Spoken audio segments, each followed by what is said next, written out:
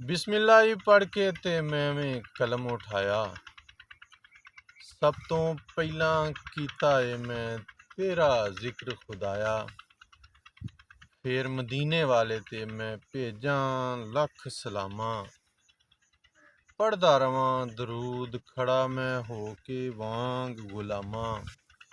फिर मैं अपने देश लई यारो मंगदा रवां खैरां। अमन सकून बहाल होवे विच पिंडां नाले शहरां। अमन सकून तबाह होया जद पैदा हुई खराबी।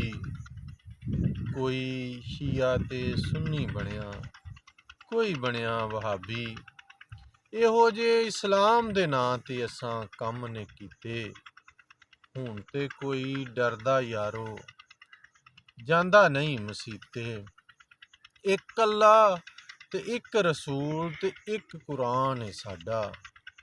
असी सारे पाकिस्तानी ते पाकिस्तान है साडा। ते रल मिल के इस देश दे अंदर रहिए वांग भरावां। देश अपने नूं इंज रखिए जिवें पुत्तर रखण मावां। देश अपने नूं इंज रखिए जिवें पुत्तर रखण मावां। ते जेकर मैली अखीं कोई वेखे साडे वल्ले ते पाक फौज दे गभरू उसदे ओ कढ देवण धड़ल्ले। ते पुलिस मेरे देश दी रब्बा हर कम करे कानूनी। ना बचे कोई चोर चक्का, ना बचे कोई खूनी। ते मेहनत नाल किसान कर देवण ओ हर पासे हरियाली। फिर कदी ना मुक्के आटा ते भड़ोले होण ना खाली।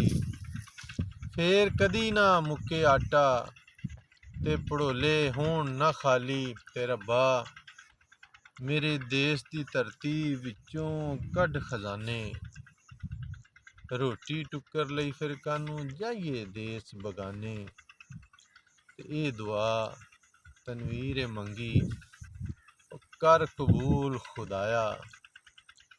देश मेरे ते रखी अपने फजल करम दा साया।